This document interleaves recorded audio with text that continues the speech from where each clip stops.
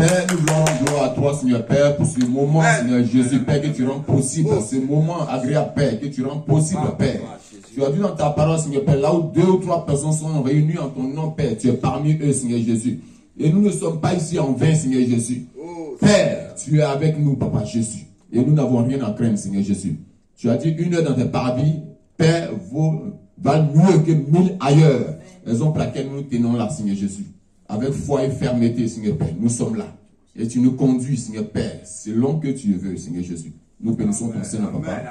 Tu es avec nous, je prie, Père, que l'entendement de tout un chacun soit ouvert, Seigneur Jésus. Afin que personne ne sorte d'ici tel qu'il était venu. Qu'il parte d'ici meilleur qu'il était rentré.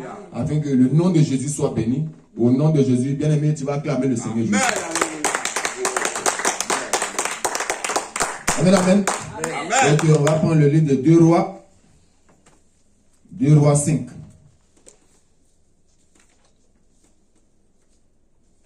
C'est un passage que vous aviez déjà lu. Bon, on va encore revenir là-dessus. Et puis, quelqu'un va lire ça. Alléluia. Amen. 2 Rois chapitre 5. Ouais, tu prends du premier verset jusqu'au 19. Amen. Je lis la parole de Dieu. Amen. Naaman, chef de l'armée du roi de Syrie, jouissait de la faveur de son maître et d'une grande considération, car c'était par lui que l'Éternel avait délivré les Syriens. Mais cet homme fort et vaillant était lépreux. Or, les Syriens étaient sortis par troupes, et ils avaient amené captive une petite fille du pays d'Israël, qui était au service de la femme de Naaman. Et elle dit à sa maîtresse, « Oh, si mon Seigneur était auprès du prophète qui est en Samarie, le prophète le guérirait de sa lèpre. » Naaman alla dire à son maître, « La jeune fille du pays d'Israël a parlé de telle et telle manière. » Et le roi de Syrie dit, « Va, rends-toi à Samarie, et j'enverrai une lettre au roi d'Israël. » Il partit, prenant avec lui 10 talents d'argent, 10 000 cycles d'or et 10 vêtements de rechange. Il porta au roi d'Israël la lettre où il était dit, « Maintenant, quand cette lettre te sera parvenue, tu sauras que je t'envoie Naaman, mon serviteur, afin que tu le guérisses de sa lèpre. » Après avoir lu la lettre, le roi d'Israël déchira ses vêtements et dit, « Suis-je Dieu pour faire mourir ou pour faire vivre, pour qu'il s'adresse à moi afin que je guérisse un homme de sa lèpre?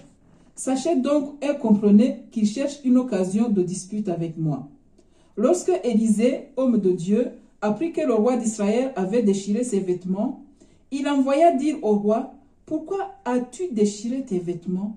Laisse-le venir à moi, et il saura qu'il y a un prophète en Israël. » Naaman vint avec ses chevaux et son char, et il s'arrêta à la porte de la maison d'Élisée. Élisée lui fit dire par un messager, « Va et lave-toi cette fois dans le Jourdain, ta chair deviendra saine et tu seras pur. » Naaman fut irrité et il s'en alla en disant, « Voici, je me disais, il sortira vers moi, il se présentera lui-même, il invoquera le nom de l'Éternel, son Dieu, il agitera sa main sur la place et guérira le lépreux.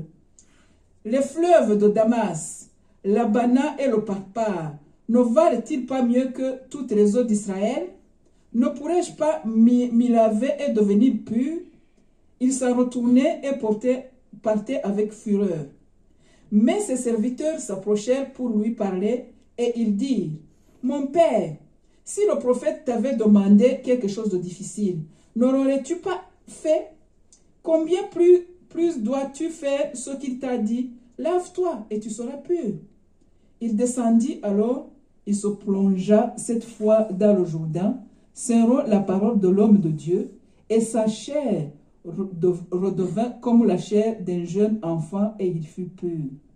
Naaman retourna vers l'homme de Dieu avec toute sa suite.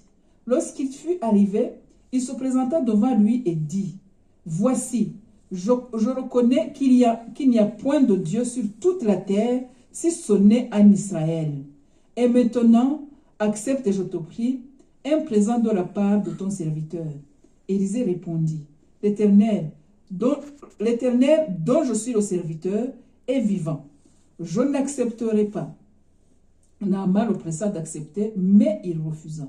Alors Naaman dit, puisque tu refuses, permets que l'on donne dans la terre à ton serviteur une charge de 2 mulets, car ton serviteur ne veut plus offrir à d'autres dieux, ni holocauste, ni sacrifice. Il n'en offrira qu'à l'Éternel.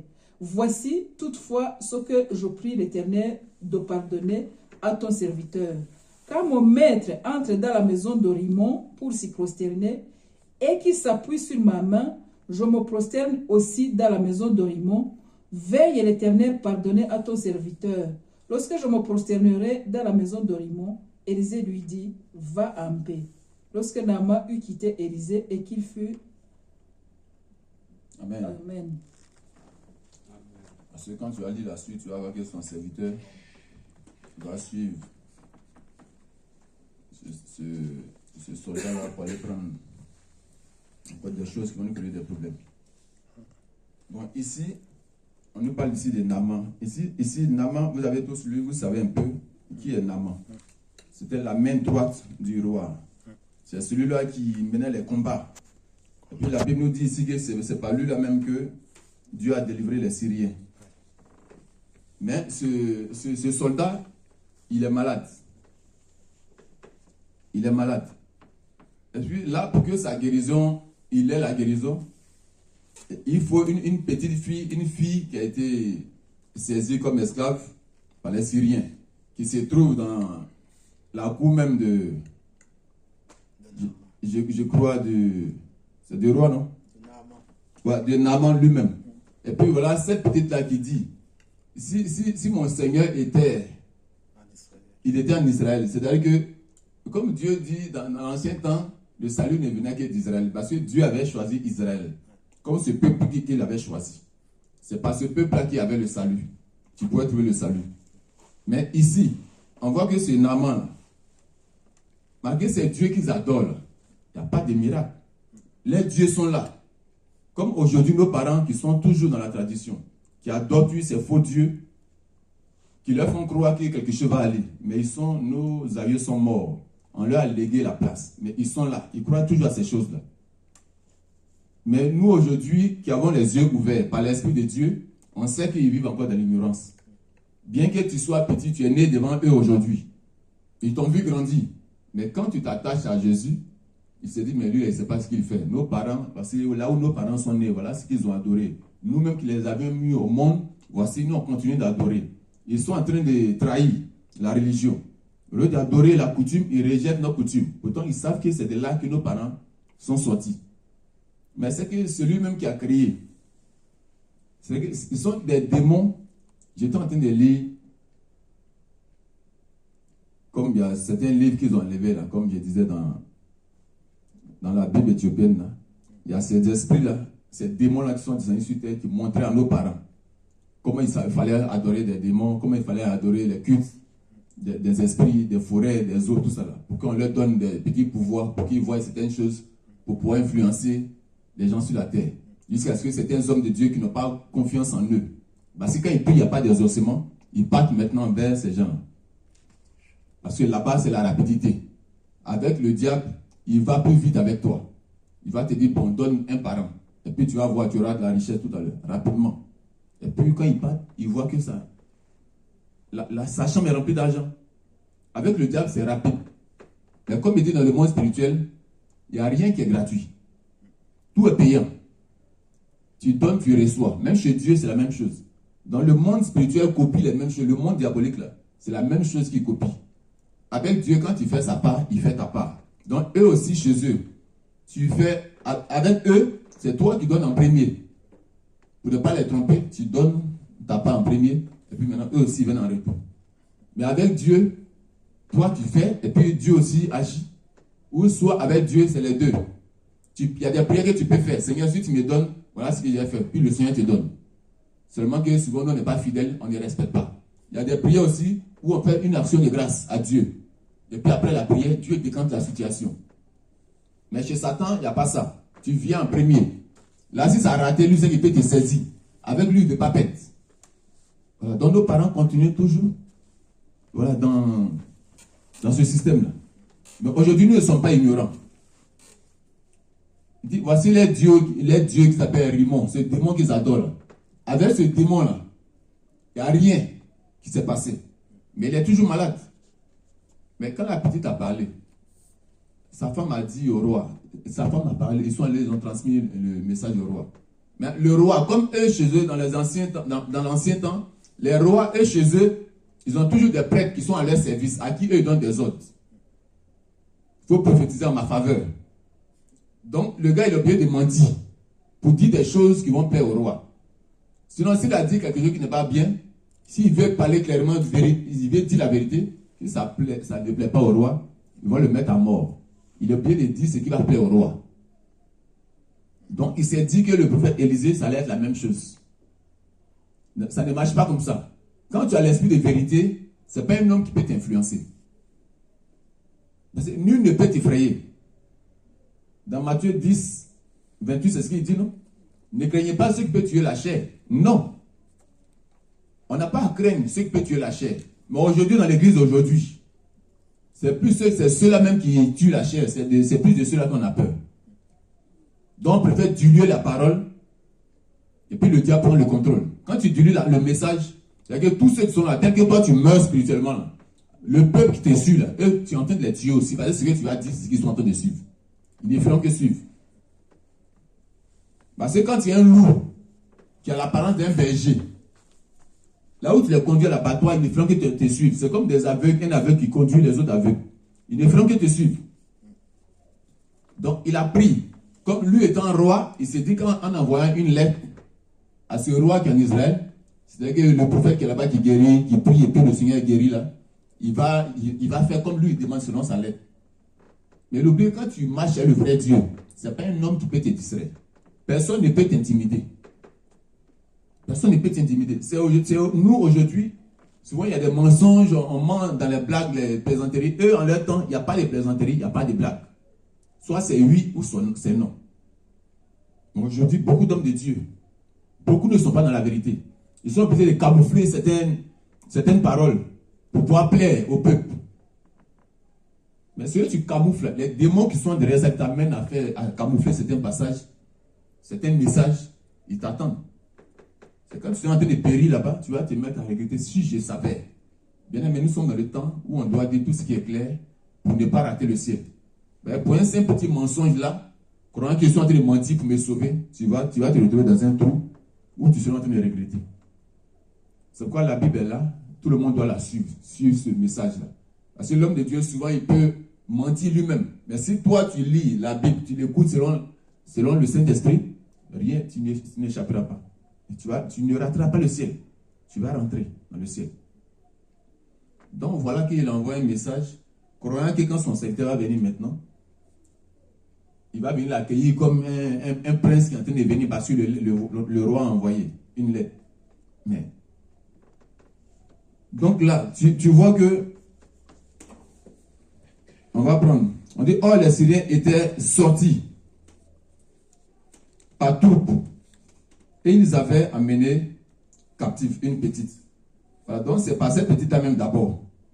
C'est cette petite-là qui va faire en sorte que le nom de ce prophète-là va sortir. Pour que maintenant cette lettre-là puisse venir. Parce que si cette petite-là ne venait pas, on n'attrapait pas cette petite pour qu'elle soit une esclave là-bas. Il allait rester toujours avec son Dieu Rimon. Et puis il allait continuer à souffrir. Donc il faut toujours une personne. C'est la personne qu'on néglige. Cette personne à qui on ne le considère même pas. Ou on peut te prendre pour esclave. Nous sommes des esclaves du Seigneur. Mais c'est en nous que la vérité se trouve. Et puis c'est nous qui sommes la lumière de ce monde. Le roi c'est lui qui commandait son peuple. C'est lui qui dirige là-bas. Mais il n'a aucun pouvoir. Bien qu'il soit roi. Même ces prêtres-là, il n'a aucun pouvoir. S'ils sont serviteurs. Mais voici une petite, insignifiante, de la bouche de qui cette parole sort. Et puis maintenant, ils vont aller à la recherche de ce prophète. Donc souvent, l'entourage, là où tu te tiens, il y a ceux-là qui sortent de la vérité, qui sortent du pays de la vérité, là où se trouvait la lumière. Que vous tenez, il y a des gens, quand ils rentrent dans votre famille, dans votre famille qui viennent. Quand la personne est là, tu vas voir qu'il y a des choses qui changent dans la famille. Il y a une lumière qui éclaire la famille. Il y a certaines choses qui se mettent à changer. Il y a des gens aussi, quand ils arrivent dans ton foyer, dans ta maison, tu vas voir que des choses vont commencer à déranger certaines personnes. Des petites disputes. Mais prie Dieu que ce soit des bonnes personnes qui viennent chez toi. Des personnes qui soient un soutien. Des personnes par qui, quand on est présent dans la maison, que Dieu change des choses dans ta famille. Que des choses, Dieu change. Parce que c'est des sorciers souvent qui viennent pour détruire des gens. Donc on va voir que notre Dieu, ce n'est pas un Dieu qui est seulement pour les Israélites. Non. Que tu sois païen. C'est pourquoi Paul était l'apôtre des païens. Pendant que les autres se plaignaient, ils voulaient que seulement ils partent vers les chrétiens. Entre les autres apôtres et Paul, ils ne s'entendaient pas comme ça. Paul ne voulait pas se comparer à quelqu'un. Mais il dit, celui qui a vu Jésus en esprit, avec celui qui a marché avec Jésus physiquement, ce n'est pas la même chose. Celui qui est conduit par l'esprit, avec celui-même qui marchait avec Jésus physiquement, il n'avait pas encore la crainte de Dieu. Ceux qui marchaient avec Jésus physiquement, ils avaient encore la peur, il y avait encore l'incrédulité. C'est Jésus les traitait d'incrédules. Jusqu'à quand vous allez comprendre? Jusqu'à quand je vais continuer à marcher avec vous, puis vous n'allez pas comprendre des choses? Paul n'a pas marché avec Jésus. Aujourd'hui, nous sommes dans le temps de l'esprit. C'est le temps de l'esprit. On n'a pas besoin de dire que Jésus apparaisse auprès de nous. Non, Jésus n'apparaît plus. Mais c'est par l'esprit, l'Esprit Saint qui nous a donné, qui nous rappelle les choses que Jésus a fait. C'est avec lui là que nous marchons aujourd'hui. Mais c'est de croire en ce que Jésus avait déjà dit, que je vous envoie mon esprit, le consolateur. Donc c'est le temps de l'esprit de Dieu aujourd'hui. Donc là, le Seigneur veut les amener à croire que ce n'est pas que parce qu'en ce temps, il fallait que l'esprit vienne d'abord agiter l'eau pour que le premier qui tombe dedans soit guéri. Mais lui, c'est là qu'il y a une différence. Lui, il n'y a pas eu le fait de dire qu'il faut que l'eau soit agitée. Mais quand il est venu, croyant qu'on allait l'accueillir comme lui veut, mais non, ça n'a pas été le cas. Le prophète reste chez lui et puis il envoie quelqu'un aller lui parler. C'est-à-dire que lui se met déjà là en colère parce qu'on n'est pas venu l'accueillir comme un chef du roi, comme un chef des soldats du roi. Il se met en colère. Enfin, la colère ne peut pas délivrer quelqu'un. La colère de Moïse l'a fait échouer. La colère nous fait en sorte qu'on perd certaines choses. La colère nous éloigne du Seigneur. La colère détruit beaucoup de choses. Quand tes bénédictions approchent, la colère les ramène très loin.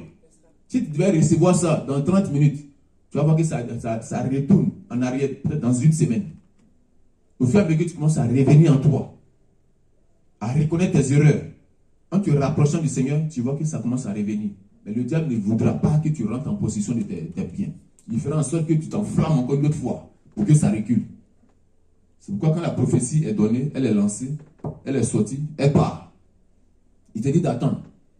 Mais quand tu attends la prophétie, mais si toi-même tu as scellé pour aller derrière ça, derrière cette prophétie-là, ça va vite. Tu vas vite recevoir ta prophétie. Mais quand elle est lancée, la parole est sortie. Mais tu es assis là, tu ne veux rien faire, aucune petite prière, rien. Bon, de toute façon, ça a été déjà dit. Mais il y a des prophètes qui ont prophétisé la venue de Jésus, mais qui n'ont pas vu Jésus, sont morts. Il y a ceux-là qui ont prophétisé des choses qui devaient arriver, ils n'ont pas vu ces choses-là. Donc quand la prophétie est sortie, à toi maintenant de te mettre aussi en prière. Jusqu'à l'obtention de la chose, avant que tu n'arrêtes la prière. Tant que tu n'as pas reçu ce message, cette prophétie-là, tu ne lâches pas. Continue dans la prière. Il dit, le paresseux ne mangera pas. Tu ne veux pas travailler. Tu vas rester en train de prier. Seigneur, on n'a pas mangé depuis. Tu pries. Mais tes deux bras, tu ne veux pas aller travailler. Tu ne veux rien faire. Mais assieds-toi. Tu vas dépérir. La faim va te tuer. Dans le jardin, il vient qu'ils aient péché. Mais Dieu pourrait leur dire, bon, après le péché, ne faites rien. Restez là, la nourriture va descendre du ciel, vous allez manger. Mais la terre qu'il lui a donnée, il dit, vous devez cultiver la terre. Quand on cultive la terre, qu'est-ce qu'on fait? On a des choses à s'aimer, on doit planter pour que ce qui sort mange. C'est-à-dire que tu dois faire Il y a des mouvements que tu dois faire. Tu dois travailler à la sueur de ton front. On voit dans les champs. Si tu n'as pas cultivé la terre pour qu'elle produise, pour que tu manges, mais tu ne vas pas manger. D'autres sont dans les églises, non, ne travaillez pas. Et puis ils sont là, ils ont faim. C'est l'esclavage. Sortons de l'esclavage. Chacun doit travailler. Donc, voici. L'homme de Dieu envoie quelqu'un vers lui. D'aller se plonger dans cette eau boueuse. Mais il voit, quand il regarde cette eau, mais chez moi là-bas, il y a des eaux plus propres que ça. Cette eau sale là. C'est-à-dire qu'il est tellement grand. On le respecte. Il est tellement respecté qu'il va il va plonger dans cette eau-là. Il ne se voit pas en train de faire ces choses-là. Mais la Bible nous dit Jésus, quand Jésus venait, il n'avait pas un beau visage pour plaire aux hommes. Jésus n'était pas beau de visage. Il n'est pas venu avec des vêtements de roi. Non. C'est quoi, même pour la preuve en est que pour le saisir, on ne savait pas juste qui était Jésus. Il n'y avait aucune différence entre lui et les disciples. Mais toi, tu es seulement un soldat. Comme tu es respecté, il faut qu'on vienne avec tout ce qu'il y a pour qu'on sache que oui, il y a un grand qui est arrivé. Non. Là, le Seigneur voulait briser d'abord l'orgueil qui est en lui. Toi, tu es malade. Malgré ta chefferie, là, tu commandes ton troupeau là-bas, ton peuple là-bas. Mais ce n'est pas ici. Ton roi a donné une lettre. Ton roi n'est pas Dieu. Il est peut-être votre Dieu dans votre royaume là-bas. La loi que tu peux faire chez toi à la maison. Mais dis-toi que ce n'est pas dans le foyer de quelqu'un d'autre que tu vas faire ça. Dans ton foyer, tu es chef. Mais dans un autre foyer, là-bas, c'est celui qui est là-bas qui est chef. Le roi, il commande dans lui son royaume. Mais dans un autre royaume, il ne peut qu'envoyer une lettre. Mais ne crois pas que la lettre que tu es en train d'envoyer, c'est ce que forcément l'autre roi va dire. C'est vrai que vous êtes des amis, vous êtes comme des frères. Mais quand tu envoies au roi, là, ce n'est pas le roi qui va dire au serviteur de Dieu ce qu'il a à faire. C'est lui, selon que Dieu lui dit de faire, c'est comme ça qu'il travaille. Un homme de Dieu, ce n'est pas un homme qui va le distraire. C'est pourquoi d'autres hommes de Dieu ont peur. Sur cette terre, dans tous les continents, le message est dilué parce qu'il ne peut pas dire la vérité. Quand il voit la sorcellerie qui se passe, il y a certaines choses que Dieu lui montre, mais il ne peut rien dire.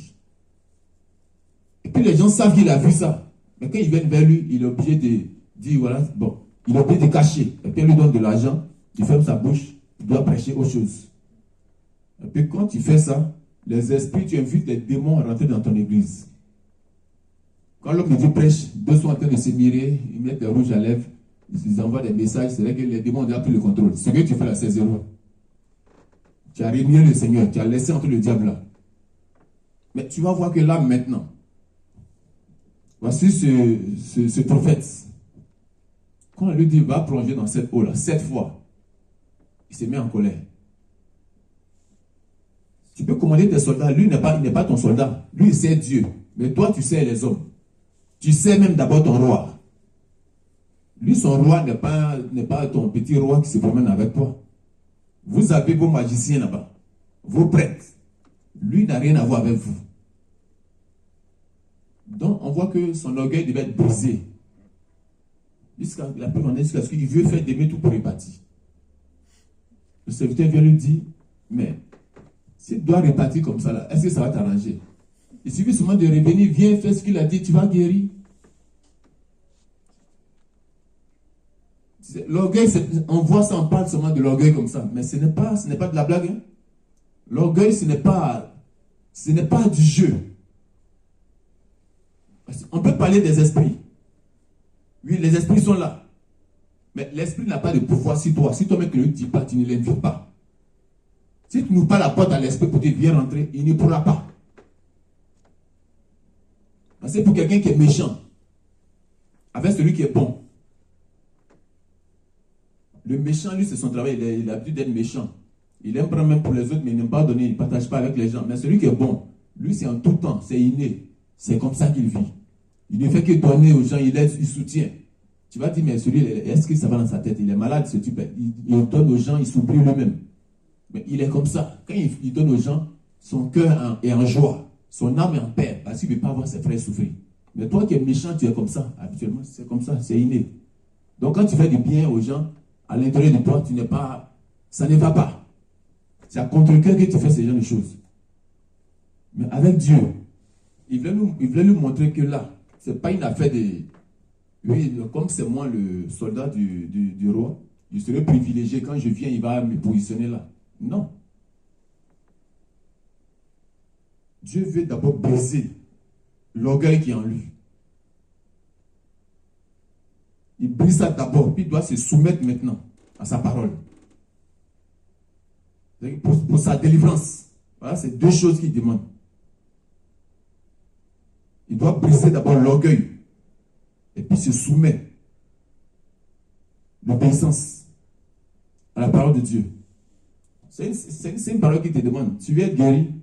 Va, plonge-toi. Il a dit, va te plonger 7 fois. Et puis quand il voit 7 fois, il va plonger, une fois il ressort. Et puis le peuple est en train de le regarder. Lui, un soldat qui a de l'influence, qui a de la renommée. Dans cette eau sale, il va aller plonger dedans, puis il revient, les gens le regardent. Il plonge encore une autre. Il dit, mais ça c'est trop le travail, c'est une sorte d'humiliation. Il veut m'humilier devant les gens. Mais oui, ce que tu ne veux pas là. Avec Dieu, c'est ce que tu vas faire. Pour être sauvé. Ce que tu refuses, c'est par là que ta guérison se trouve. Ce que tu ne veux pas là, c'est là que ton salut là se trouve. Ce que tu refuses de faire devant les hommes là, devant Dieu, c'est là que tu dois recevoir ta guérison. On pense que c'est compliqué. Mais pour celui qui est réellement converti, ça ce n'est rien. Tu le fais comme si de rien n'était. Parce que ceux qui vont te combattre, c'est ceux-là qui sont physiques. Ceux que tu vois physiquement, c'est ceux-là qui te combattent. Mais c'est dans ceux-là que les esprits habitent pour venir toi t'attaquer. Le diable ne vient pas avec des cornes pour dire, regarde, il va te faire tomber, tu vas chuter. Non, il n'apparaît jamais avec des cornes. Il envoie ces petits esprits qui habitent des corps humains comme toi, qui vont t'énerver, qui vont dire, dans cette eau sale, tu vas te plonger. Regarde, toi, tu es d'un rang élevé. Tu gouvernes des soldats. Et puis, regarde, tous ceux ils sont assis là. Ils attendent que l'eau soit agitée pour plonger. Regarde comment ils sont vêtus. Tu es bien, tu as les moyens que ceux-là, tu peux les chasser. Mais vous tous allez lutter pour tomber dans cette eau-là. Et puis, c'est dans même cette eau sale-là. Pourtant, tu as des eaux pures, propres, claires chez toi.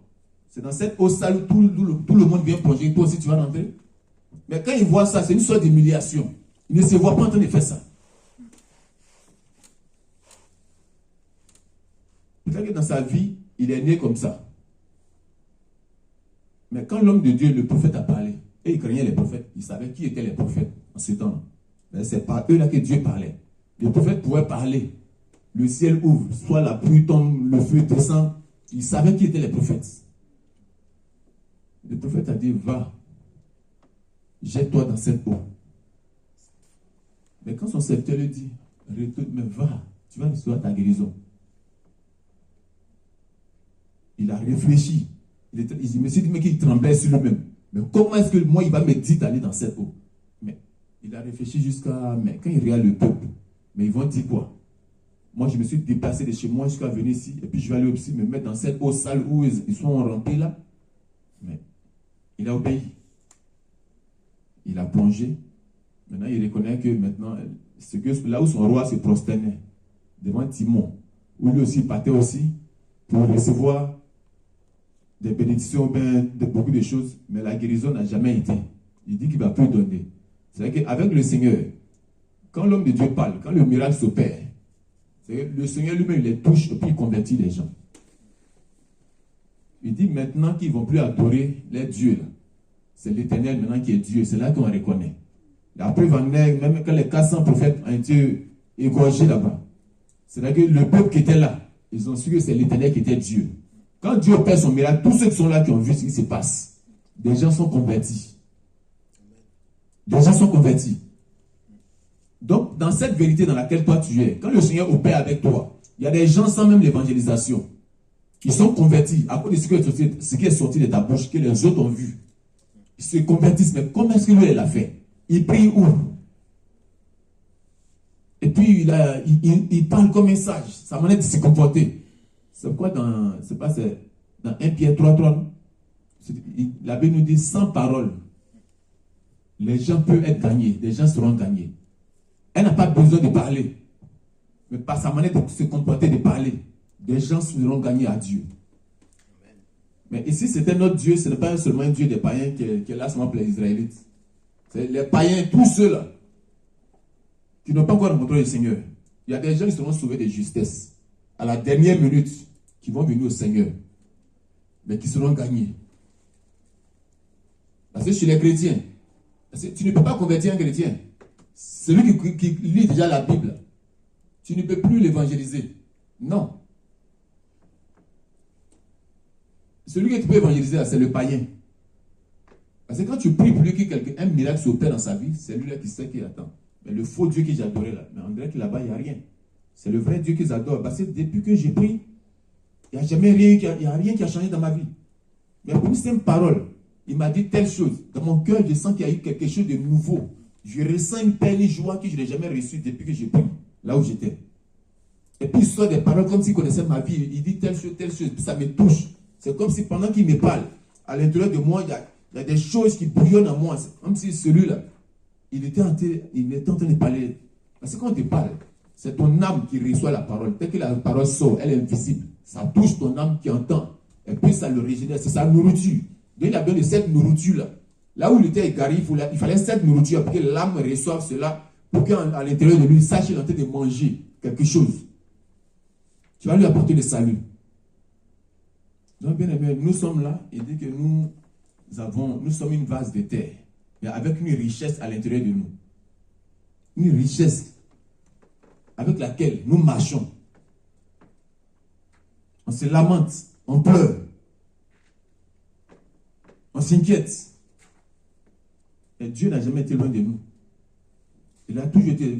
Il est bien vrai que toujours on prie, mais Seigneur, on est en train de prier, mais la chose, rien ne change là, je ne comprends pas, Seigneur. Dieu sait comment il fait ces choses, mais ça dépend du sacrifice de tout un chacun de nous. Ça dépend. Chacun de nous a son sacrifice à faire devant Dieu. De quoi tu parles avec Dieu? Qu'est-ce que tu lui promets? Maintenant, quand tu lui dis telle chose, Seigneur, voilà ma situation, voilà ce que moi je vais faire telle chose. Bon, maintenant, toi aussi, Seigneur, tu connais ma situation.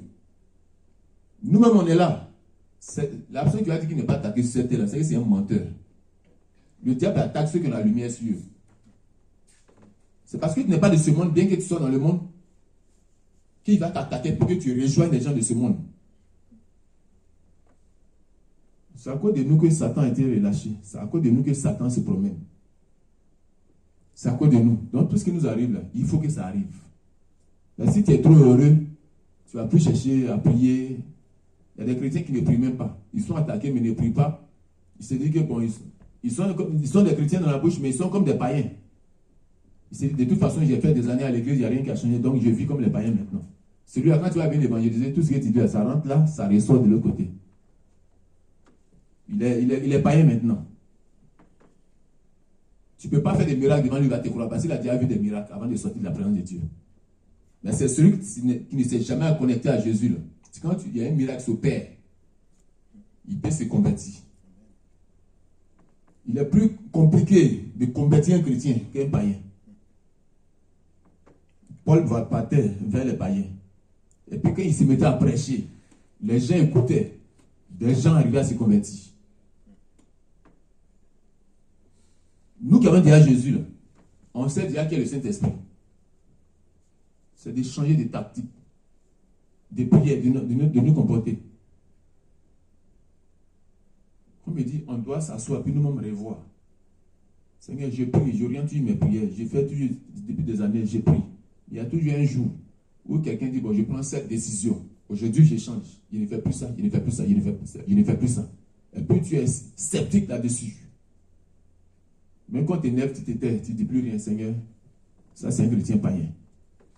Et puis tu pries jusqu'à ce que ces choses-là s'accomplissent.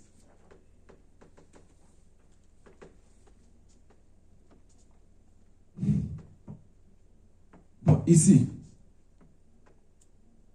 tu vas prendre ici dans le livre de...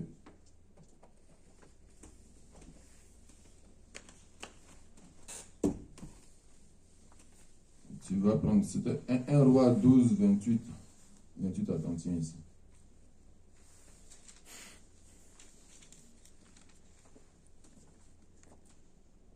1 Roi 12, 28 à 31. Amen. 1 Roi 12, au verset 28 à 31. Voilà. Après avoir demandé conseil, le roi fit 2 veaux d'or et il dit au peuple, « Assez longtemps vous êtes montés à Jérusalem, Israël. Voici ton Dieu qui t'a fait sortir du pays d'Égypte. » Il plaça l'un de ses veaux à Bethel et il mit l'autre à Dan. Ce fut là une occasion de péché. Le peuple alla devant l'un des veaux jusqu'à Dan. Jéroboam fit une maison des hauts lieux et il créa des sacrificateurs pris parmi tout le peuple et n'appartenant point aux fils de Lévi. Amen. Amen. Quand vous placez comme des hôtels, des trucs qui n'ont rien à voir avec les enfants de Dieu, les fils de Lévi, c'est que tout ce que vous faites là, c'est du néant, c'est du zéro. Parce qu'on savait qui étaient les Lévites. C'est ceux-là qui étaient là, qui devaient s'occuper de tout ce qui concerne les affaires de Dieu. Voilà. Mais quand vous faites des choses qui n'ont rien à voir avec eux, vous savez quel autre Dieu vous adorez. Donc c'est Dieu que vous adorez là, il n'y a aucune guérison qui va se passer. C'est d'autres démons que vous adorez, des démons qui ne vont jamais rien réaliser dans votre vie. Parce que nous, on ne veut pas être des enfants de Dieu aujourd'hui, en train de tourner en rond, aucune solution dans tout ce qu'on fait. Moi, je dis toujours, quand quelque chose se passe, c'est nous qui ouvrons ces portes. Le diable n'a pas assez à notre vie si la porte n'a pas été ouverte. C'est-à-dire que si on ne se lève pas pour frapper à la table pour dire trop c'est trop, aujourd'hui c'est fini. Il faut que je me décide pour telle chose. Tant qu'on ne se décide pas, il y a certaines choses où l'ennemi va toujours comme ça te ronger. Tu auras toujours mal, tu auras toujours mal. Il y a des moments où tu peux parler pour dire non, tu as trop fait. À partir de maintenant, voilà comment tu dois marcher. Tu ne dois plus faire comme ça. Moi, je suis un serviteur de Dieu. Je suis une servante de Dieu. Oui, tu faisais, voilà ce que tu as l'habitude de faire avec moi. Mais maintenant, aujourd'hui, c'est moi qui commande. Fais ce que je veux pour que toi, pour ton salut toi-même.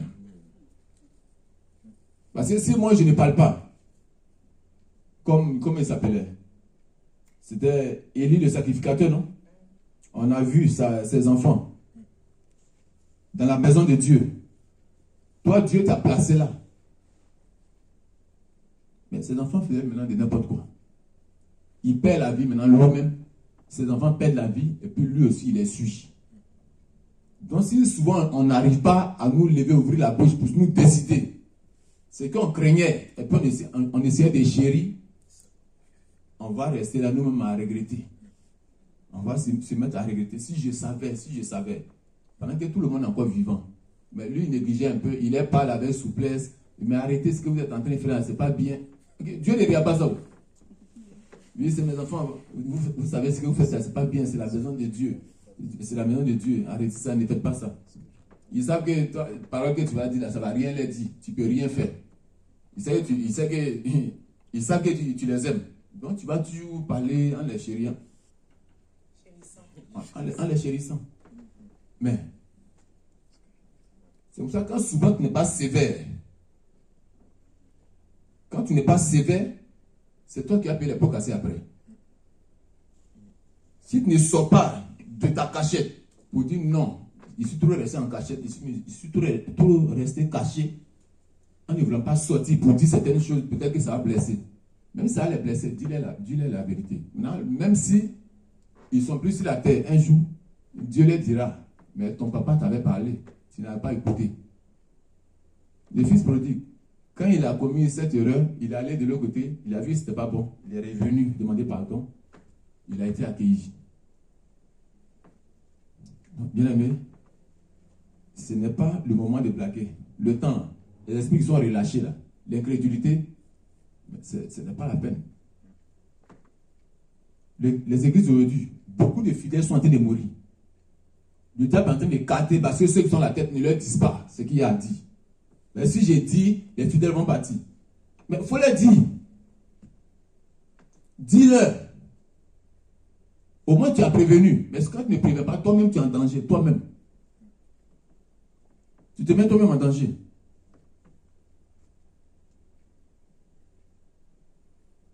Prends Luc 4, 27 rapidement.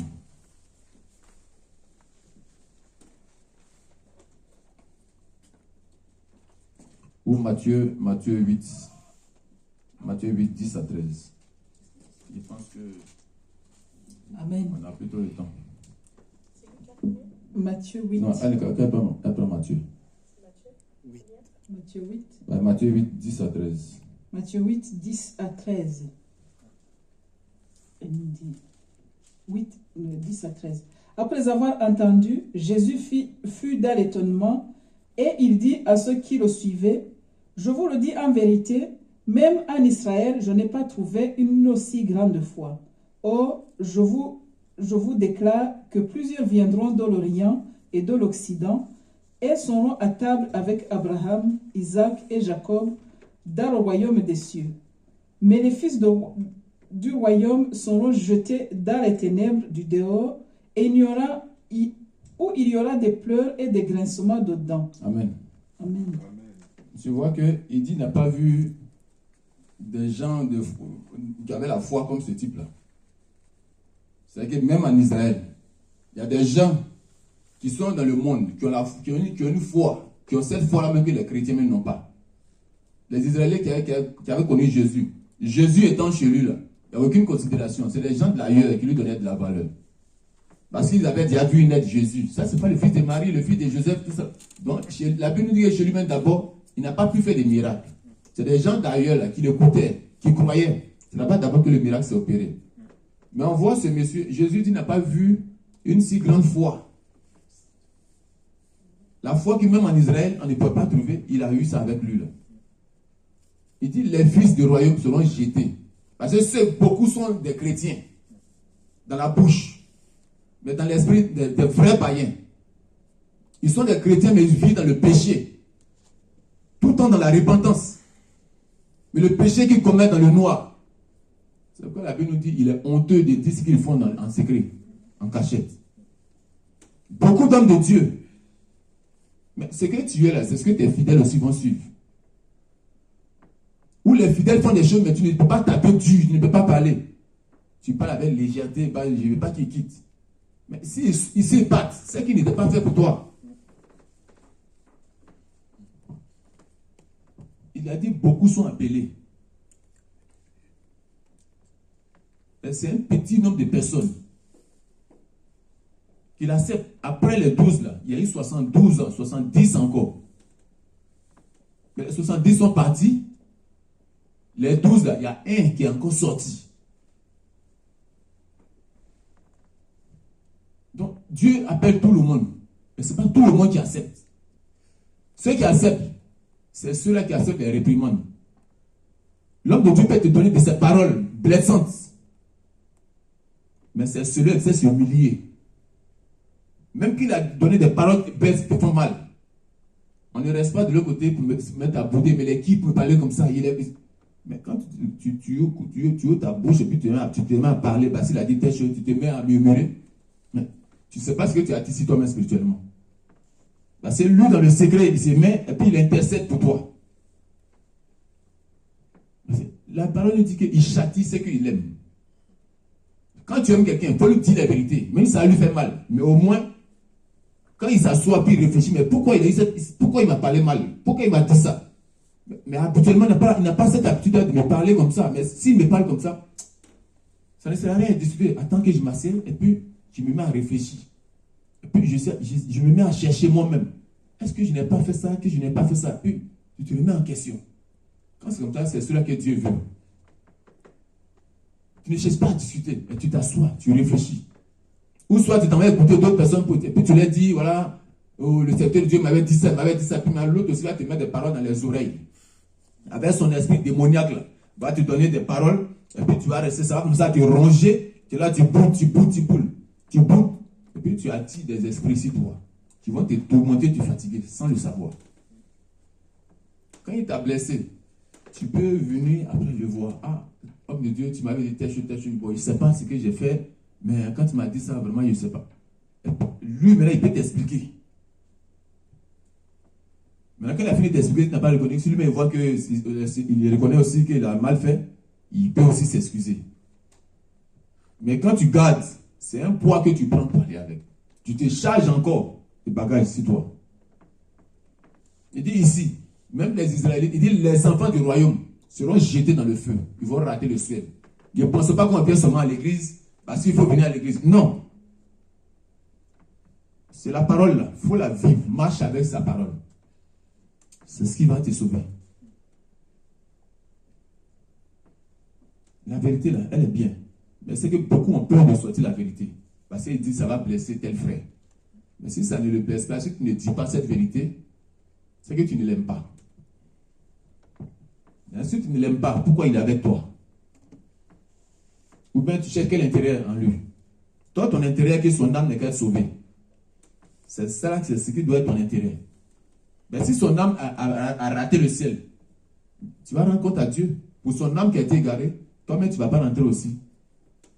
Parce que la Bible nous dit qu'ils ne veulent pas rentrer, mais ils veulent aussi empêcher les autres de rentrer. Si tu n'es pas rentré, va seul dans ton feu. N'attire pas les autres. Donc ici, le Seigneur voulait briser son orgueil.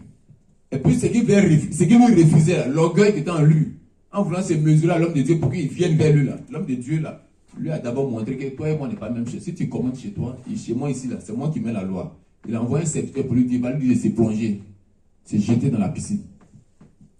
Là, pour te dire que tu n'es rien. Il s'est enflé.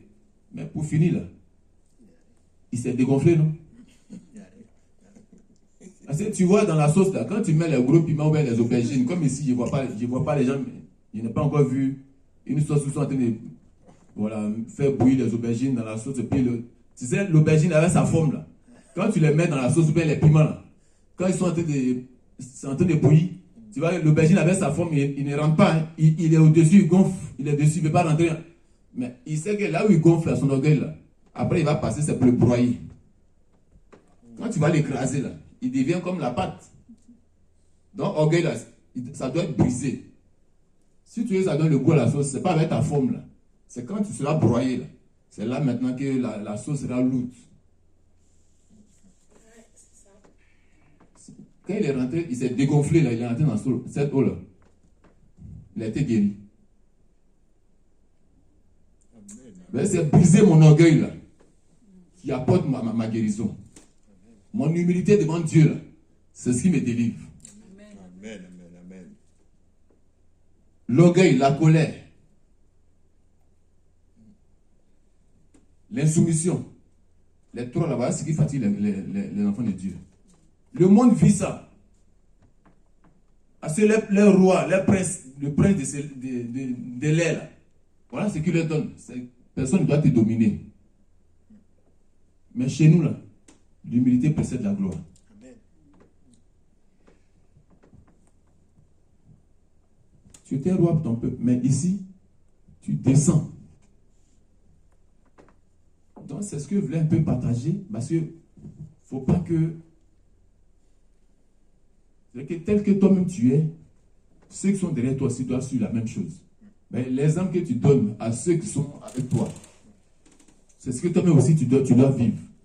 Mais si tu ne communiques pas le même exemple, ce que toi tu reçois, si tu ne communiques pas ça aux autres, il faut savoir que tu es en train de les induire en erreur. Le Seigneur va te demander, dans ma parole, voilà ce qu'il t'a enseigné. Mais qu'est-ce que toi tu as enseigné? Après avoir reçu ce que moi je t'ai dit, maintenant qu'est-ce que toi tu dis aux autres? Ou bien toi tu vas être sauvé pour que les autres restent. On voit des églises, les pasteurs chéris, les fidèles. Quand ils voient que le fidèle est fâché, il va venir, il ne faut pas écouter ça, il faut laisser tomber. Il ne va pas appuyer encore pour lui dire pour que l'absence change, pour que l'absence se répande. Il va venir essayer de, comme les souris musaraignes, il te mord puis il souffle pour que tu ne sentes pas. Mais quand tu regardes le matin, tu vois qu'il y a une plaie qui est là. Il t'a bien rongé, la plaie est là, mais tu n'as pas senti parce qu'il a soufflé. Ce que tu es en train de faire là, tu es en train de le blesser, tu es en train de le tuer, tu es en train de l'enfoncer. C'est lui qui aime son frère. Il lui dit la vérité. Il lui dit la vérité. S'il veut qu'il te réponde mal, au moins toi tu lui as dit la vérité. Brisons notre orgueil.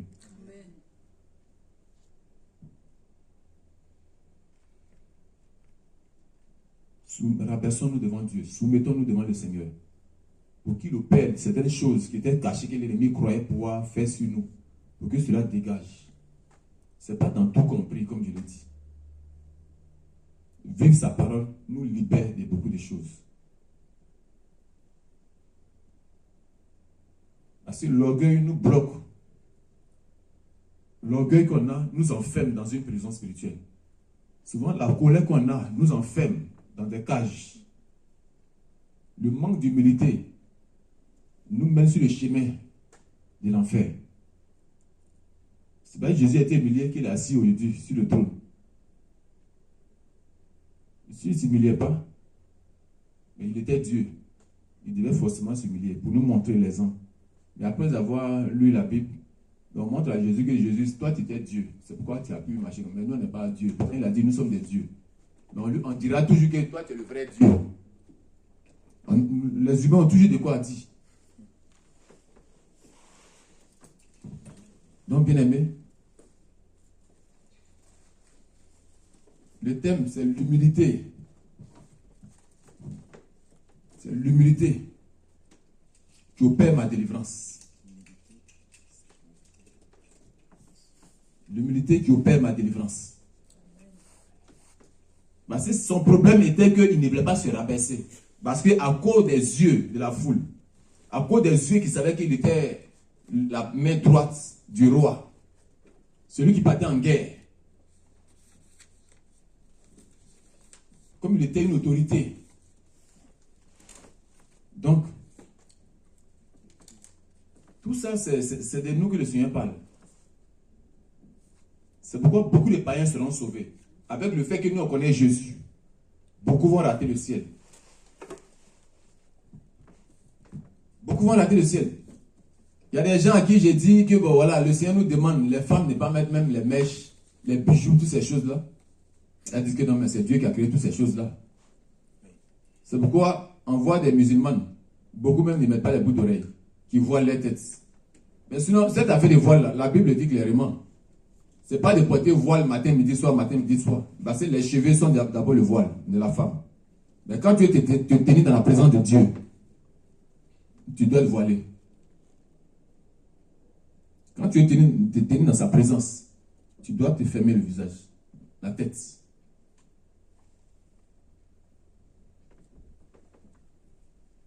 Voilà. Dieu là, chacun de nous communique avec Dieu. Et puis tous les serviteurs, les servants de Dieu, c'est l'homme qui ne doit pas se couvrir la tête. Mais on voit qu'en Israël, là, vous allez voir, ils ont les couvertures sur la tête. Ils ont des pailles qui mettent sur la tête. Pourtant, la Bible nous dit de ne pas se couvrir la tête. Voilà, mais ici, quand tu es dans les pays du Sahel, là, le soleil, ça te chauffe il y a un degré là, de chaleur que tu reçois. Quand j'ai été la première fois, je voyais flou, mes yeux, je ne voyais plus bien. Le soleil chauffait tellement ma tête, j'étais obligé de mettre des trucs sur ma tête. Je versais même l'eau sur ma tête. D'abord, dans les débuts, je versais l'eau sur ma tête et puis je mettais un chapeau. Quand je vois les gens tasser les turbans, je me suis dit, mais pourquoi ils font ça? J'ai vu que c'est à cause du soleil qu'ils faisaient ça. En tout cas, Dieu cause avec tout le monde. Voilà. Il y a certaines réalités. C'est vrai, la Bible a dit ça là, mais il y a certains pays, les pays tropicaux, là il y a la forêt, il y a la fraîcheur, on n'a même pas besoin d'attacher la tête. Les pays du désert, vous voyez le soleil de là-bas, ça n'a rien à voir avec les pays là où il y a la forêt. Donc chacun a son milieu de vie. Voilà. Donc c'est ce que je voulais un peu dire ce matin et ce soir. Parmi nous, les enfants de Dieu, beaucoup vont rater le ciel. Parce qu'il y a certaines choses qu'ils ne peuvent pas respecter. Mais les gens du monde, là, c'est eux qui découvrent certaines choses qu'ils n'ont jamais vues. Et puis c'est ceux-là qui arrivent à se convertir facilement. Mais pour celui qui connaît Jésus, pour lui dire, il faut aller à fond, il faut te convertir, il va te dire, mais toi, tu connais un Dieu que moi. Tu sais en quelle année, moi, je suis baptisé. Il va te parler du baptême. Tu es baptisé, mais tu vis mal. L'enfer est ouvert, ça t'attend. Bien aimé, en tout cas, soyons tous bénis dans le nom de Jésus. Voilà, recevons cela dans le nom de Jésus. Et puis on acclame le Seigneur Jésus. Amen.